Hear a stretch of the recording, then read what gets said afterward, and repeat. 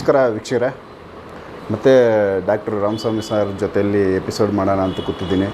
ಸ್ವಲ್ಪ ಕ್ಷಮೆ ಇರಲಿ, ಲಾಸ್ಟ್ ಎಪಿಸೋಡ್ಗಳು ಸ್ವಲ್ಪ ಇಂಗ್ಲೀಷು ಹಿಂದಿ ಹೋಗ್ಬಿಡ್ತು, ಅರ್ಥ ಆಗಿಲ್ಲ ಜನಕ್ಕೆ ಅಂತೇಳಿ ಕಮೆಂಟ್ ಬಾಕ್ಸಲ್ಲೆಲ್ಲ ಹಾಕಿರೋದು ನೋಡಿದ್ವಿ. ಬಟ್ ಯಾರಿಗೂ ರಿಪ್ಲೈ ಮಾಡೋಕ್ಕೆ ಹೋಗಿಲ್ಲ. ನಮ್ಗೆ ಗೊತ್ತಿತ್ತು ಇದು ಎಷ್ಟು ಜನಕ್ಕೆ ಅರ್ಥ ಆಗುತ್ತೋ ಎಷ್ಟು ಜನಕ್ಕೆ ಬಿಡುತ್ತೋ, ಆ ಒಪಿನಿಯನ್ ಚೆಕ್ ಮಾಡೋಣ ಅಂದ್ಕೊಂಡು ಸುಮ್ಮನೆ ಆಗಿಬಿಟ್ವಿ. ಸೊ ನೆಕ್ಸ್ಟ್ ಎಪಿಸೋಡುಗಳನ್ನ ಕಂಟಿನ್ಯೂ ಕನ್ನಡದಲ್ಲೇ ಮಾಡ್ತೀವಿ. ಆಮೇಲೆ ಹಿಂದಿ ಇಂಗ್ಲೀಷ್ ಆಪ್ಷನ್ ಇರಲಿಲ್ಲ, ಅವ್ರಿಗೆ ಗೊತ್ತೇ ಇರಲಿಲ್ಲ ಕನ್ನಡ ಭಾಷೆ. ಹಂಗಾಗಿ ನಾವು ಆಪ್ಷನ್ ಇಲ್ದಿರ ಮಾಡಬೇಕಾಗಿ ಬಂತು, ವಿಚಾರನ ಆಚೆ ಹಾಕೋದಕ್ಕೋಸ್ಕರ ಅಷ್ಟೇ.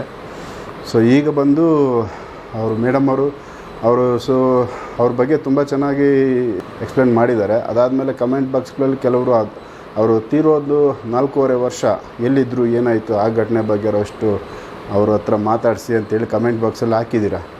ನಾನು ಅವರನ್ನು ಕಾಂಟ್ಯಾಕ್ಟ್ ಮಾಡ್ತಾಯಿದ್ದೀನಿ. ಆದರೆ ನೆಕ್ಸ್ಟ್ ಶೆಡ್ಯೂಲ್ ಏನಾದರೂ ಅವ್ರು ಒಪ್ಕೊಂಡು ಏನಾದರೂ ಆಯಿತು ಬನ್ನಿ ಅಂದರೆ ನಾನು ಆ ವಿಚಾರನ ಅವ್ರ ಜೊತೆಲಿ ಮಾತಾಡ್ತೀನಿ. ಸೊ ಈಗ ಅದ್ರ ಬಗ್ಗೆ ಏನು ಹೇಳಬೇಕು ಅದು ಹೇಳಿ ಆಯಿತು. ನೆಕ್ಸ್ಟ್ ಈಗ ಸರ್ ಜೊತೆಯಲ್ಲಿ ಸೇಮ್ ಅದೇ ಥರದ್ದೇ ಬೇರೆ ಬೇರೆ ವಿಚಾರಗಳು ಸಾಕಷ್ಟಿದೆ ಸರ್ ಹತ್ರ ಅವ್ರ ಎಕ್ಸ್ಪೀರಿಯೆನ್ಸಲ್ಲಿ. ಆ ವಿಚಾರಗಳನ್ನ ಕೂತ್ಕೊಂಡು ಅವ್ರ ಜೊತೆಲಿ ಮಾತಾಡೋಣ ಅಂತೇಳಿ ಇವತ್ತು ಅವ್ರ ಜೊತೆಲಿ ಬಂದಿದ್ದೀನಿ. ಒಂದು ಚಿಕ್ಕದಾಗಿ ಅವರು ಬೇರೆ ಮೇಯ್ನ್ ಟಾಪಿಕ್ಗೆ ಹೋಗೋಕ್ಕೆ ಮೊದಲು ಇದಕ್ಕೆ ಸಂಬಂಧಪಟ್ಟಂಗೆ ಒಂದಷ್ಟು ಕನೆಕ್ಷನ್ ತೊಗೊಂಬಿಡೋಣ. ಅವ್ರ ಹತ್ರ ಈ ಥರದ ಎಕ್ಸ್ಪೀರಿಯೆನ್ಸ್ ಇರೋ ಜಾಸ್ತಿ ಇದು ಕೇಸ್, ಹಂಗಾಗಿ ಆ ಕ್ವಶನ್ ಒಂದು ಕೇಳಿಬಿಡ್ತೀನಿ. ಸರ್ ನಮಸ್ಕಾರ. ನಮಸ್ಕಾರ. ಸೊ ನಮ್ಮ ವೀಕ್ಷಕರಿಗೆ ನಿಮ್ಮ ಎಪಿಸೋಡ್ಗಳು ತುಂಬ ಇಷ್ಟ ಆಗೈತೆ. ಕೆಲವರು ಇಂಗ್ಲೀಷಲ್ಲಿ ಬೇಡ ಅಂತೇಳಿ ಕಮೆಂಟ್ ಹಾಕಿದ್ರು. ಸೊ ಅದು ವಿಧಿ ಇಲ್ದಿರ ಮಾಡಬೇಕಾಗಿ ಬಂದಿತ್ತು ನಮಗೆ.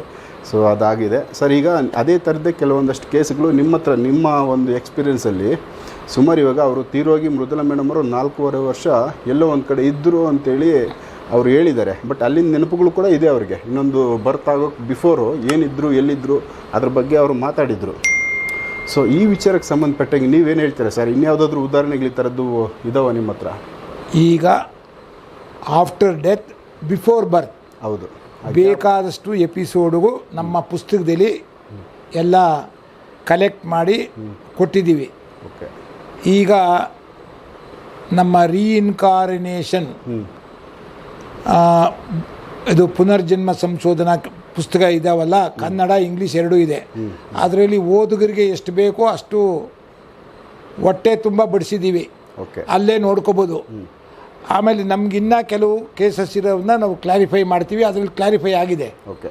ಇದು ಬರೀ ಮೃದುಲಾ ಮೇಡಮ್ ಒಬ್ಬರೇ ಅಲ್ಲ, ಬೇರೆಯವ್ರು ಹೇಳಿರೋದು ನಾವು ಪಬ್ಲಿಷ್ ಮಾಡಿಬಿಟ್ಟಿದ್ದೀವಿ ಆಲೇ. ಇನ್ ಬಿಟ್ವೀನ್ ಬರ್ತ್ಸು ಯಾವ ರೀತಿ ಅವ್ರಿಗೆ ಒಬ್ಬೊಬ್ಬರು ನಂತರ ಎಕ್ಸ್ಪೀರಿಯೆನ್ಸು. ಒಂದೆರಡು ಯಾವುದಾದ್ರೂ ಉದಾಹರಣೆಗಳು ಏನಾಗಿತ್ತು ಅಂತ ಅನ್ನೋದ್ರ ಬಗ್ಗೆ ತಿಳಿಸ್ತೀರಾ ಸರ್? ಇಲ್ಲ, ಅದನ್ನು ಮುಂದೆ ತಿಳಿಸೋಣ. ಅದು ಯಾಕೆಂದರೆ ಇನ್ನೂ ಡೀಟೇಲಾಗಿ ತಿಳಿಸ್ಬೇಕು. ಓಕೆ. ಸೊ ಅದನ್ನು ತಿಳಿಸೋಣ.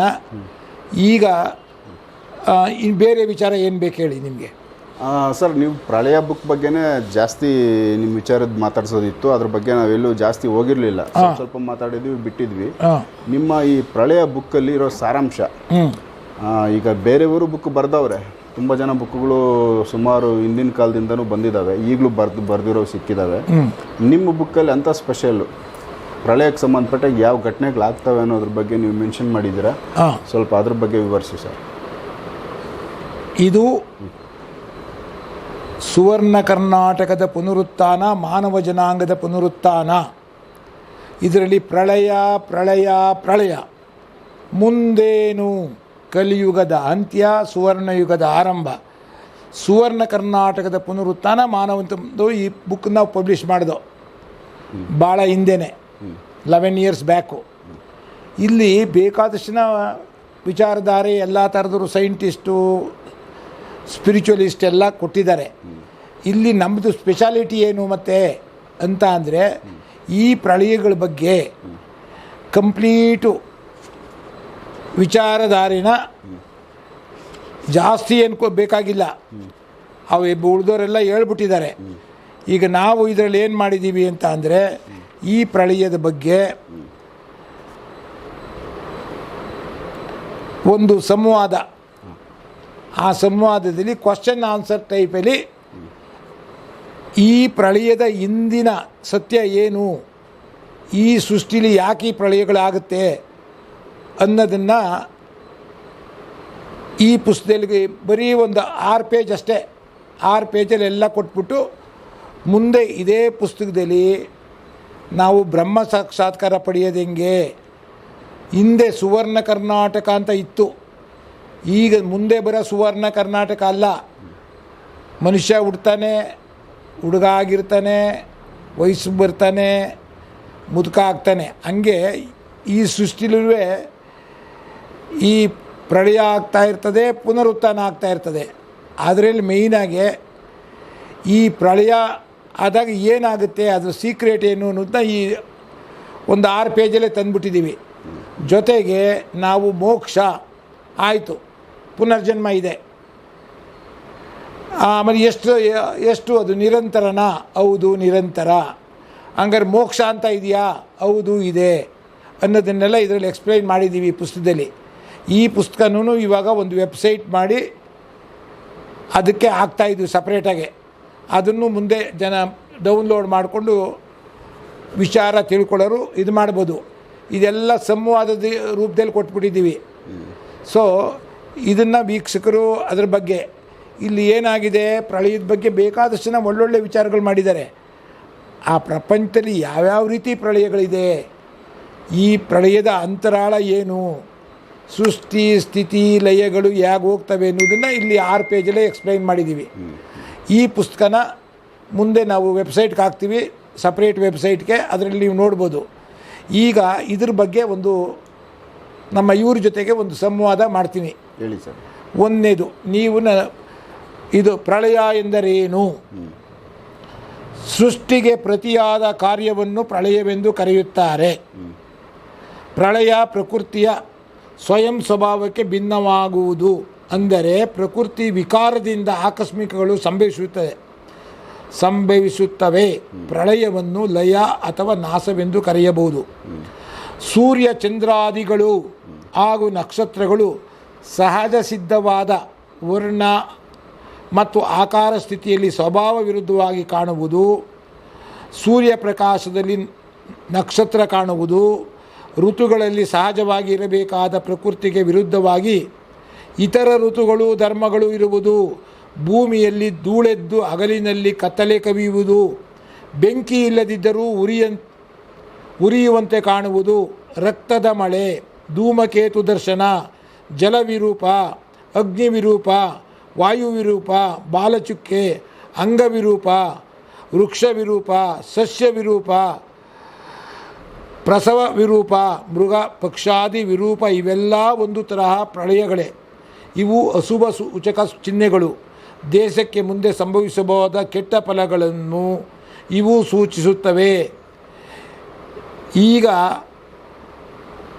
ನಮ್ಮ ಕೋಡಿಮಠ ಸ್ವಾಮಿಗಳು ಹೇಳ್ತಾ ಇರ್ತಾರಲ್ಲ, ಇಂಥವೆಲ್ಲ ಆಗ್ತವೆ, ವೀರಬ್ರಹ್ಮೇಂದ್ರ ಸ್ವಾಮಿಗಳೇ ಇಂಥ ವಿಚಿತ್ರಗಳಾಗ್ತವೆ ಅನ್ನೋದು ಪ್ರೇಕ್ಷಕರು ಡೈಲಿ ನೋಡ್ತಾ ಇದ್ದೀರಾ ನ್ಯೂಸ್ ಪೇಪರ್ಗಳಲ್ಲಿ. ಪ್ರಳಯಗಳು ಮನುಷ್ಯರು ಮಾಡುವ ಅಕೃತ್ಯಗಳುಂಟಾದ ಪಾಪದ ಹೆಚ್ಚಳದಿಂದ ಆಗಬಹುದಾದ ಅಶುಭಗಳನ್ನು ಸೂಚಿಸಿ ಎಚ್ಚರಿಕೆ ಕೊಡುತ್ತವೆ. ವೇದ ಉಪನಿಷತ್ತುಗಳಲ್ಲೂ ಇಂಥ ಎಲ್ಲ ಪುರಾಣಗಳಲ್ಲೂ ಪ್ರಳಯದ ಬಗ್ಗೆ ಉಲ್ಲೇಖವಿದೆ. ಪ್ರಳಯದ ಪ್ರಮುಖ ಕಾರ್ಯಗಳು ಯಾವುವು? ಭೂವಿಜ್ಞಾನ ಚರಿತ್ರೆಯಲ್ಲಿ ಪ್ರಳಯದ ಪ್ರಮುಖ ಕಾರ್ಯಗಳು ಭೂಭಾಗಗಳ ತಾಳಬದ್ಧ ಮಿಡಿತ ಅಥವಾ ಸ್ಪಂದನದಿಂದಾಗುವು. ಭೂಮಿಯಲ್ಲಿ ಇಂತಹ ಬದಲಾವಣೆಗಳೆಲ್ಲ ಅನಿರೀಕ್ಷಿತ ಹಾಗೂ ತತ್ಕ್ಷಣ ಪ್ರಚಂಡತೆಯ ಕಾರಣದಿಂದ ಆಗುತ್ತಿರುವವು. ಅಂದರೆ ಸಮುದ್ರಗಳಲ್ಲಿ ಸುನಾಮಿ, ಜೀವಿಗಳ ವಿನಾಶ, ಪ್ರಪಂಚದ ವಿಶಾಲ ಭೂಭಾಗಗಳು ನೀರಿನಿಂದ ಆವೃತವಾಗಿ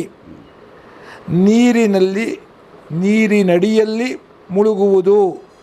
ಒಂದು ಪರ್ವತ ಸ್ತೋಮ ಹಲವಾರು ಸಹಸ್ರ ಮೀಟರುಗಳಷ್ಟು ಮೇಲೇಳುವುದು. ಪರ್ವತ ಸ್ತೋಮದ ಶಿಲೆಗಳಲ್ಲಿ ಸ್ತರಭಂಗವಾಗುವುದು ಮತ್ತು ಅನೇಕ ಶಿಲಾಬಿರುಕುಗಳುಂಟಾಗುವುದು. ಜ್ವಾಲಾಮುಖಿಗಳುಂಟಾಗುವುದು. ಗತಕಾಲದ ಪ್ರಾಣಿ ಸಮೂಹ ನಿರ್ಮೂಲವಾಗಿ ಜೀವ ಅವಶೇಷಗಳಾಗುವುದು ಪ್ರಳಯದ ಪ್ರಮುಖ ಕಾರ್ಯಗಳು. ಈ ಪ್ರಳಯಗಳಲ್ಲಿ 4 ವಿಧಗಳಿರುವವು. ಪ್ರಳಯಗಳಲ್ಲಿ ಎಷ್ಟು ಬಗೆಗಳಿವೆ? ಅವು ಯಾವುವು ಎಂದರೆ, ಪ್ರಳಯದಲ್ಲಿ 4 4 ಬಗೆಗಳಿವೆ. 1 ನಿತ್ಯ ಪ್ರಳಯ, ನಿಯಮಿತಕ ಪ್ರಳಯ, ಮಹಾಪ್ರಳಯ, ಅತ್ಯಂತಿಕ ಪ್ರಳಯ. ನಿತ್ಯ ಪ್ರಳಯವೆಂದರೇನು? ಪ್ರತಿದಿನ ಸಾವಿರಾರು ಜನರು ಮತ್ತು ಪ್ರಾಣಿಗಳು ರೋಗಾದಿಗಳಿಗೆ ತುತ್ತಾಗಿ ಸಾಯುತ್ತಿರುವುದಕ್ಕೆ ನಿತ್ಯ ಪ್ರಳಯ ಎಂದು ಹೆಸರು. 2ನೇದು ನೈಮಿತಿಕ ಪ್ರಳಯ ಎಂದರೇನು? ಚತುರ್ಮುಖ ಬ್ರಹ್ಮನ ಒಂದು ಹಗಲು ಆಗಿ ಕಲ್ಪ ಮುಗಿದಾಗ ನಡೆಯುವ ವಿನಾಶಕ್ಕೆ ನೈಮಿತಿಕ ಪ್ರಳಯ ಎಂದು ಹೆಸರು. ಈ ನೈಮಿತಿಕ ಪ್ರಳಯದ ಸಮಯದಲ್ಲಿ ಭೂಮ್ಯಾದಿ 3 ಲೋಕಗಳು ಅಂದರೆ ಭೂಲೋಕ ಮತ್ತು ಸ್ವರ್ಗಲೋಕಗಳು ನಾಶ ಹೊಂದುತ್ತವೆ. ಮೇಲಿನ 3 ಲೋಕಗಳು ಅಂದರೆ ಜನೋಲೋಕ, ತಪೋಲೋಕ ಮತ್ತು ಸತ್ಯಲೋಕಗಳು ಹಾಗೆಯೇ ಇರುತ್ತವೆ. ನಡುವಿನ ಮಹರ್ಲೋಕವು ಜನಶೂನ್ಯವಾಗಿರುತ್ತದೆ. 3ನೇ ಪ್ರಳಯ, ಅದನ್ನು ಮಹಾಪ್ರಳಯ ಎಂದು ಕರೆಯುತ್ತಾರೆ. ಮನುಷ್ಯರ ಲೆಕ್ಕದಲ್ಲಿ ಅನೇಕ ಸಾವಿರ ವರ್ಷಗಳಿಗೆ ಒಂದು ಕಲಿಯುಗ. ಕಲಿಯುಗದ 2ರಷ್ಟು ಆದರೆ ಅದು ದ್ವಾಪರ ಯುಗ. ಕಲಿಯುಗದ 3ರಷ್ಟು ಆದರೆ ಅದು ತ್ರೇತಾಯುಗ. ಕಲಿಯುಗ 4ರಷ್ಟು ಆದರೆ ಅದು ಕೃತಯುಗ. ಈ 4 ಯುಗಗಳು ಸೇರಿದರೆ ಒಂದು ದಿವ್ಯಯುಗ.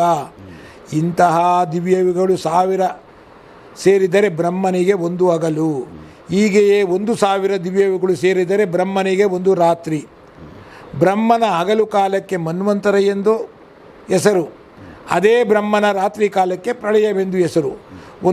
ಒಂದು ಬ್ರಹ್ಮಾಂಡವು 1,000 ದಿವ್ಯ ಯುಗಗಳಾದ ಮೇಲೆ ಪ್ರಳಯವಾಗುತ್ತದೆ. ಒಂದು ಬ್ರಹ್ಮಾಂಡವು 1,000 ಯುಗಗಳಾದ ಮೇಲೆ ಪ್ರಳಯವಾಗುತ್ತದೆ. ಈ ರೀತಿ ಬ್ರಹ್ಮನ ಆಯಸ್ಸು ಮುಗಿಯುವಾಗ ಸಮಸ್ತ ಲೋಕಗಳು, ಸಮಸ್ತ ಪದಾರ್ಥಗಳು ಹೊಂದುವ ನಾಶಕ್ಕೆ ಮಹಾಪ್ರಳಯವೆಂದು ಹೆಸರು.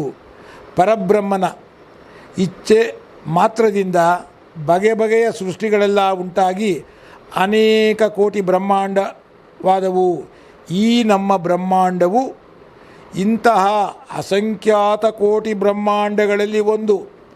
ಈ ರೀತಿ ಪ್ರತಿ ಬ್ರಹ್ಮಾಂಡವು 1,000 ದಿವ್ಯ ಯುಗಗಳಾದ ಮೇಲೆ ಪ್ರಳಯವಾಗುತ್ತದೆ. ಈ ಸಮಯದಲ್ಲಿ ಸ್ಥೂಲ ಮತ್ತು ಸೂಕ್ಷ್ಮವಾದ ಎಲ್ಲ ಕಾರ್ಯಪದಾರ್ಥಗಳು ನಾಶ ಹೊಂದಿ ಮೂಲ ಪ್ರಕೃತಿ ಎಂಬ ಪರಮ ಸೂಕ್ಷ್ಮ ಅವಸ್ಥೆಯನ್ನು ಹೊಂದುತ್ತವೆ. ಪ್ರಕೃತಿಯು ಜೀವರಾಶಿಗಳು ಪರಮಾತ್ಮನಲ್ಲಿ ಸೇರಿ ಹೋಗಿ ಅವನಿಂದ ಬೇರೆಯಾಗಿ ಕಾಣದಾಗುತ್ತವೆ.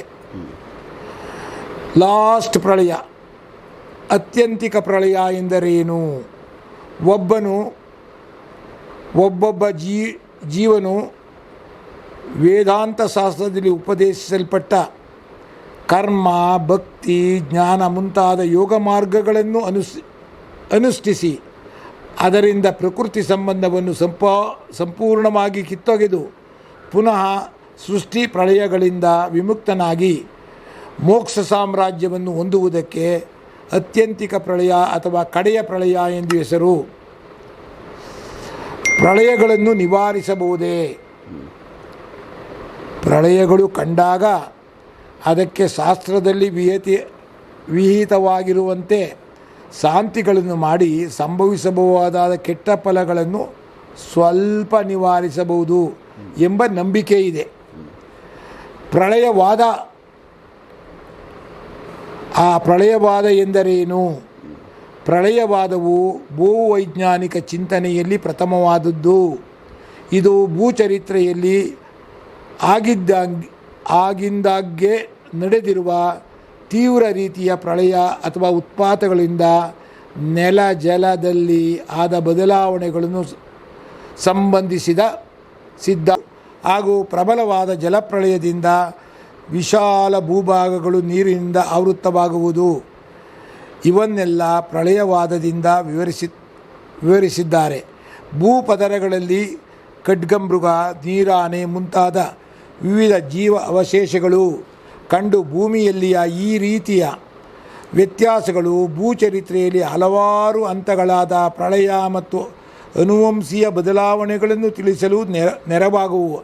ಇಂಥ ಪ್ರಳಯಗಳಿಂದ ಭೂಮಿಯ ಹೊರಪದರದಲ್ಲಿ ಏರಿಳಿತಗಳಾಗಿ ಅನೇಕ ಸಾಗರ ಮತ್ತು ಭೂವಾಸಿ ಜೀವಿಗಳ ವಂಶ ನಷ್ಟವಾಯಿತು. ಆಗ ಕಾಣುವ ವಿಶಾಲವಾದ ಮೆಕ್ಕಲು ಮಣ್ಣಿನ ಪ್ರದೇಶಗಳಲ್ಲಿ, ಆಳವಾದ ಕಣಿವೆ ಕಂದರಗಳಲ್ಲಿ ಮತ್ತು ಭೂಮಿಯ ಹೊರಪದರದಲ್ಲಿ ಆಗುತ್ತಿರುವ ಬದಲಾವಣೆಗೆ ಪ್ರಳಯಗಳ ಪರಿಣಾಮಗಳೇ ಕಾರಣವೆಂದು ಭೂವಿಜ್ಞಾನಿಗಳು ವಿವರಿಸಿದ್ದಾರೆ. ಈಗ ಇದು ಪ್ರಳಯದ ಆಗ ರೀತಿಯಾಯಿತು. ಪ್ರಳಯ ಪ್ರಳಯ ಪ್ರಳಯ ಮುಂದೇನು? ಕಲಿಯುಗದ ಅಂತ್ಯ, ಸುವರ್ಣಯುಗದ ಆರಂಭ. ಹೇಗೆ ಮುಂಬರುವ ಸುವರ್ಣಯುಗ ಆರಂಭವಾಗುತ್ತದೆ? ಅಂದಿನ ಕಾಲಗರ್ಭದ ಸುವರ್ಣ ಕರ್ನಾಟಕದ ಪುನರುತ್ಥಾನದಿಂದ ಮುಂಬರುವ ಸುವರ್ಣಯುಗ ಆರಂಭವಾಗುತ್ತದೆ. ಈ ಭವಿಷ್ಯವಾಣಿಗಳಿಗೆ ಆಧಾರಗಳೇನು? ಭೂತಕಾಲದಲ್ಲಿ ಬೆಳೆದು ಅಭಿವೃದ್ಧಿಸಿ ಬಂದಿರುವ ಈ ಪ್ರಪಂಚ ಈಗ ವರ್ತಮಾನ ಕಾಲದ ಅಸ್ಥಿಭಾರವನ್ನು ಅಡ್ಡ ಹಾಯುತ್ತಿದೆ. ಈ ತನಕ ಪ್ರಪಂಚ ನಡೆದು ಇನ್ನೂ ಸ್ಪಷ್ಟವಾಗಿ ಉರುಳಿ ಬಂದಿರುವ ಜಾಡನ್ನು ಶಾಸ್ತ್ರೀಯವಾಗಿ ಅಭ್ಯಯಿಸಿ ಮುಂದೆ ಇದು ಯಾವ ಜಾಡಿನ ಮೇಲೆ ಉರುಳಬಹುದು ಎನ್ನುವುದನ್ನು ಸಿಂಹಾವಲೋಕಿಸುವಾಗ ಭವಿಷ್ಯ ವಿಜ್ಞಾನ ಮುನ್ನುಡಿಯುತ್ತದೆ. ಇದೇ ಭವಿಷ್ಯ ವಿಜ್ಞಾನದ ಪರಿಕಲ್ಪನೆ. ಮಾನವ ಮೆದುಳು ಕೂಸು ವಿಜ್ಞಾನ. ವಿಜ್ಞಾನ ಅಂದ್ರೇನು? ಅದು ಮಾನವ ಮೆದುಳಿನ ಕೂಸು. ವಿಜ್ಞಾನದ ದೂತ ತಂತ್ರವಿದ್ಯೆ, ಟೆಕ್ನಾಲಜಿ.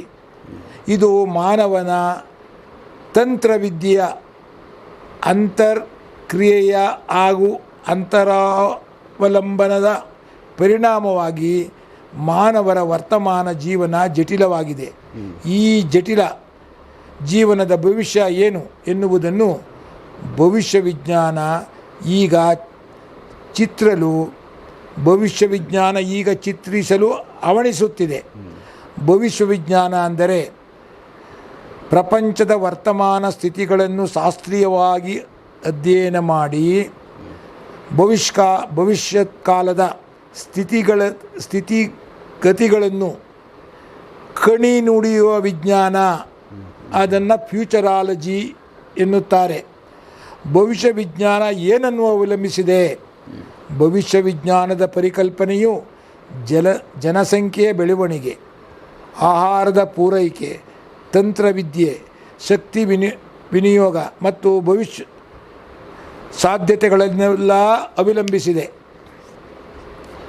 ಮುಂದೆ ಸಂಭವಿಸುವ ಪ್ರಳಯದ ಒಂದು ಕಾಲ್ಪನಿಕ ದೃಶ್ಯ ಹೇಗಿರುತ್ತದೆ ಅಂತ ನಮ್ಮಲ್ಲಿ ಈಗ ಪ್ರಳಯ ಆಗ್ತಾ ಇದೆ, ಹೇಗಾಗ್ಬೋದು ಅಂತ ಒಂದು ಕಲ್ಪನೆ ಎಲ್ಲರಲ್ಲೂ ಕೇಳ್ತಾರೆ. ಅದನ್ನು ಪ್ರಪಂಚದಾದ್ಯಂತ ಪ್ರದರ್ಶನವಾದ ಹೆಸರಾಂತ 2012 ಚಲನಚಿತ್ರ ನೋಡಿ ಅದನ್ನು ಆ ಪರಿಕಲ್ಪನೆ ಮೇಲೆ ಆ ಚಿತ್ರವನ್ನು ಚಿತ್ರಿಸಲಾಗಿದೆ. ಮುಂಬರುವ ಪ್ರಳಯದ ಬಗ್ಗೆ ಪ್ರವಾದಿಗಳ ಭವಿಷ್ಯವಾಣಿಗಳೇನು? ಮಹಾಭಾರತ ಕಾಲದಿಂದ ಇಲ್ಲಿಯವರೆಗೂ ಮುಂದೆ ಸಂಭವಿಸಬಹುದಾದ ಈ ಪ್ರಳಯದ ಬಗ್ಗೆ ಅನೇಕ ಪ್ರವಾದಿಗಳು ಭವಿಷ್ಯವಾಣಿಯನ್ನು ನುಡಿಯುತ್ತಲೇ ಬಂದಿದ್ದಾರೆ. ಈ ಭವಿಷ್ಯವಾಣಿಗಳಲ್ಲಿ ಪ್ರಖ್ಯಾತಿ ಪಡೆದಿರುವ ಅನೇಕ ಭವಿಷ್ಯವಾಣಿಗಳು ಈ ರೀತಿ ಇವೆ. ವೀರಬ್ರಹ್ಮೇಂದ್ರ ಸ್ವಾಮಿಗಳ ಕಾಲಜ್ಞಾನ, ನಾಸ್ಟ್ರಡಾಮಸ್ ಭವಿಷ್ಯವಾಣಿ, ಕೈವಾರ ನಾರಾಯಣಪ್ಪನವರ ಕಾಲಜ್ಞಾನ, ಎಡ್ಗರ್ ಕೈಸಿಯ ಭವಿಷ್ಯವಾಣಿ, ಮಹಾಭಾರತದಲ್ಲಿ ಪ್ರಳಯದ ಮುನ್ಸೂಚನೆ, ಅದೇ ಮಾರ್ಕಂಡೇಯರ ಭವಿಷ್ಯವಾಣಿ, ಬೈಬಲಿನಲ್ಲಿ ಭವಿಷ್ಯವಾಣಿ, ಫಾತಿಮಳ ಭವಿಷ್ಯವಾಣಿ, ಸರ್ವಜ್ಞನ ಭವಿಷ್ಯವಾಣಿ, ವಿಷ್ಣು ಪುರಾಣ, ಪರಾಶರ ಮುನಿಗಳ ಭವಿಷ್ಯವಾಣಿ, ದಾದಾ ಲೇಖರಾಜ್ ಭವಿಷ್ಯವಾಣಿ, ಮದರ್ ಮೇರಿ ಭವಿಷ್ಯವಾಣಿ, ಓರಿಯನ್ ಭವಿಷ್ಯವಾಣಿ, ಓಪಿ ಜನಾಂಗದ ಭವಿಷ್ಯವಾಣಿ, ರಾಮಚಂದ್ರ ಮಿಷನ್ ರಾಮಚಂದ್ರ ಭವಿಷ್ಯವಾಣಿ, ಮಾಯಾ ಜನಾಂಗದ ಭವಿಷ್ಯವಾಣಿ, ದಟ್ ಈಸ್ ಮಾಯನ್ ಕ್ಯಾಲೆಂಡರ್ ಅಂತ 2012ರಲ್ಲಿ ಎಲ್ಲ ಎದುರುಬಿಟ್ಟಿದ್ವಲ್ಲ ಹೌದು. ಅದು ಮುಂತಾದ ಭವಿಷ್ಯವಾಣಿಗಳು, ಪ್ರಖ್ಯಾತಿ ಪಡೆದಿರುವ ಭವಿಷ್ಯವಾಣಿಗಳು, ಇನ್ನೂ ಹೆಚ್ಚು ಭವಿಷ್ಯವಾಣಿಗಳು ಶ್ರೀಯುತ M.R. ನರೇಂದ್ರರವರ ಪ್ರಳಯ ಪುಸ್ತಕದಲ್ಲಿ ಕಂಡುಬರುತ್ತವೆ. ಮುಂಬರುವ ಪ್ರಳಯಕ್ಕೆ ಕಾರಣಗಳಾವುವು, ವೈಜ್ಞಾನಿಕ ಆಧಾರಗಳ ಯಾವುವು? ಮುಂಬರುವ ಪ್ರಳಯಕ್ಕೆ ಕಾರಣಗಳಾವುವು, ವೈಜ್ಞಾನಿಕ ಆಧಾರಗಳ್ಯಾವುವು? ಭೂಮಿ ಸುತ್ತುವ ವೇಗದಲ್ಲಿ ಆಗುವ ವ್ಯತ್ಯಾಸ, ಧ್ರುವ ಪಲ್ಲಟನೆ, ಅಯಸ್ಕಾಂತ ಧ್ರುವ ಪಲ್ಲಟನೆ, ಪ್ರೋಟಾನ್ ವಲಯದ ಅಪಾಯ, ಪರಿಸರ ನಾಶದಿಂದ ಅಪಾಯ. ಅವು ಯಾವುವು? ಪರಿಸರ ನಾಶದಾಗುವ ಅಪಾಯಗಳ್ಯಾವುವು? ಗ್ರೀನ್ ಹೌಸ್ ಎಫೆಕ್ಟ್, ಅರಣ್ಯ ನಾಶ, ವಿನಾಶದ ಅಂಚಿನಲ್ಲಿರುವ ಧ್ರುವ ಪ್ರದೇಶದ ಹಿಮರಾಶಿ, ವಿಷಯುಕ್ತ ನೀರು, ವಿಷಯುಕ್ತ ಗಾಳಿ, ವಿಷಯುಕ್ತ ಕೊಳಚೆ, ಭೂಕಂಪನಗಳು, ಜನಸಂಖ್ಯೆಯ ಸ್ಫೋಟದಿಂದ ವಿನಾಶ, ಜಗತ್ತನ್ನು ವಿನಾಶ ಅಂಚಿಗೆ ತಂದಿರುವ ಅಣು ಅಸ್ತ್ರಗಳು ಹಾಗೂ ಸ್ಥಾವರಗಳು, ಓಜೋನ್ ಪದರದಲ್ಲಿ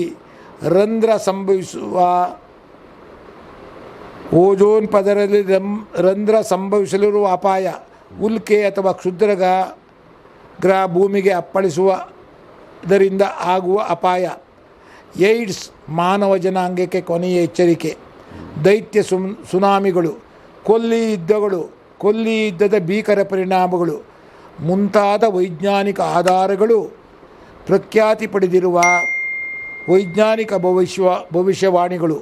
ಇನ್ನೂ ಹೆಚ್ಚು ವೈಜ್ಞಾನಿಕ ಭವಿಷ್ಯವಾಣಿಗಳು ಶ್ರೀಯುತ M.R. ನರೇಂದ್ರ ಪ್ರಳಯ ಪುಸ್ತಕದಲ್ಲಿ ಕಂಡುಬರುತ್ತವೆ. ಈಗ ಒಂದು ಕ್ವಶನ್ ಉಳ್ಕೊತ್ತು, ಪ್ರಳಯ ಖಂಡಿತವಾಗಿ ಸಂಭವಿಸುತ್ತದೆಯೇ? ಅಂಕದ ಪರದೆಯು ಜಾರಿದ ಮೇಲೆ ನಾಟಕವಿನ್ನೂ ಉಳಿದಿರುವುದೇ? ಮುಂದಿನ ನಾಟಕ TV ಚಾನೆಲ್ಗಳಲ್ಲಿ ಸದ್ಯದಲ್ಲೇ ವೀಕ್ಷಿಸುತ್ತೀರಿ. ಇಲ್ಲಿಗೆ ಈ ಪ್ರಳಯದ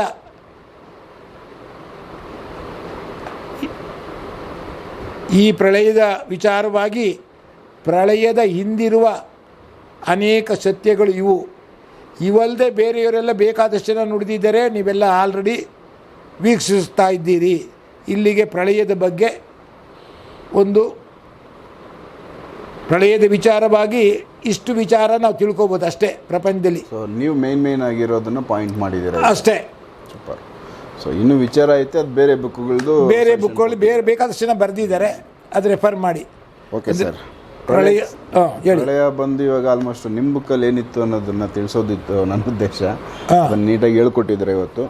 ಸೊ ಈಗ ಮೇನ್ ನಿಮ್ಮದು ಈಗ ನೀಟಾಗಿ ಹೇಳೋದ್ರಿಂದ ಇವ್ರು ಇದ್ದಕ್ಕಿದ್ದಂಗೆ ಬಂದು ಕೇಳಿದ್ರು, ಅದಕ್ಕೆ ನನ್ನ ಪುಸ್ತಕದಲ್ಲಿ ಇರೋದನ್ನ ಓದಿದಾಗ ಸ್ವಲ್ಪ ಹೆಚ್ಚು ಕಮ್ಮಿ ಇದೆ, ಸ್ವಲ್ಪ ಇದಾಗಿದೆ, ದಯವಿಟ್ಟು ಕ್ಷಮಿಸಬೇಕು. Okay sir. ಸರ್ ಈಗ ನಿಮ್ಮ ಮೇನ್ ರಿಸರ್ಚ್ ಪಾಯಿಂಟ್ಗಳಿಗೆ ಹೋಗ್ಬಿಡೋಣ. ಸುಮಾರು ಎಪಿಸೋಡ್ಗಳು ನಿಮ್ಮ ಜೊತೆ ಮಾತಾಡಬೇಕು ಅಂತ ನಾನಿದ್ದಿದ್ದು. ಕೆಲವೊಂದು ನಿಮ್ಮ ಪುನರ್ಜನ್ಮದ್ದು ಸಬ್ಜೆಕ್ಟ್ಗೆ ಸಂಬಂಧಪಟ್ಟಂಗೆ ಸ್ವಲ್ಪ ವಿಚಾರಗಳನ್ನ ತೆಗಿಬೇಕು ಅಂತ. ಕೆಲವೊಂದಷ್ಟು ವಿಚಾರಗಳಲ್ಲಿ ನೀವು ಸುಮಾರು ಎಪಿಸೋಡ್ಗಳಲ್ಲಿ ನನಗೆ ಒಂದು ಲಿಂಕ್ ಇದು ಕೊಟ್ಟಿದ್ದೀರಾ, ಏನಂತ ಕೆಲವೊಂದು ಸೂಕ್ಷ್ಮವಾಗಿ ಕೆಲವೊಂದು ಪಾಯಿಂಟ್ಗಳು ತಿಳಿಸಿದ್ರಿ. ಈಗ ಯಾವುದೋ ಒಂದು ಜನ್ಮದಲ್ಲಿ ಮಾಡಿರೋ ಪಾಪ ಕರ್ಮ, ಯಾವುದೋ ಜನ್ಮದಲ್ಲಿ ಅವ್ರು ಏನೋ ಪಾಪ ಮಾಡಿರೋದಕ್ಕೆ ಈ ಜನ್ಮದಲ್ಲಿ ಹಿಂಗೆ ಅವ್ರು ಅನುಭವಿಸ್ತಾ ಇದ್ದಾರೆ.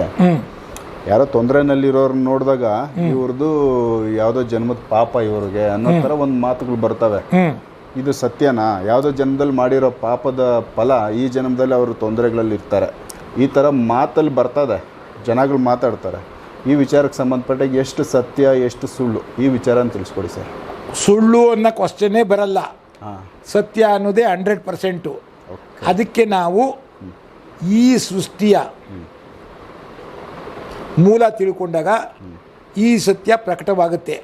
ಏನು ಈ ಸೃಷ್ಟಿಯ ಏನಿದೆ, ಇರದೇ 3 ಸತ್ಯಗಳು. ಒಂದು time, past time, present time, future time. Okay. ಎರಡನೇದು ಕಾಲ, ದೇಶ, ಕರ್ಮ, 3 ಇರೋದು. ಈಗ ಕಾಲ ಹೇಳ್ಬಿಟ್ಟೆ, ಎರಡನೇದು ದೇಶ. ದೇಶ ಅನ್ನೋದು 10 ದಿಕ್ಕುಗಳಲ್ಲೂ ಹರಡಿದೆ. ಅಷ್ಟ ದಿಕ್ಕುಗಳು ಜೊತೆಗೆ ಮೇಲೆ ಕೆಳಗೆ 10 ದಿಕ್ಕುಗಳು ಹರಡಿದೆ. ಓಕೆ. ಈ ಕಾಲ ದೇಶದಲ್ಲೇ ಆ್ಯಕ್ಷನ್ ನಡೀತದೆ. ಓಕೆ. ಆ್ಯಕ್ಷನ್ ಆ್ಯಂಡ್ ರಿಯಾಕ್ಷನ್ ನಡೀತದಲ್ಲ, ಅದೇ ಸೃಷ್ಟಿಯ ಲೀಲೆ. ಕಾಲ ದೇಶದೊಳಗಡೆ ನಿಮಗೆ ಆ್ಯಕ್ಷನ್ ಇಲ್ಲದೆ ಇದ್ದರೆ ಪ್ರಪಂಚ ಇಲ್ಲ.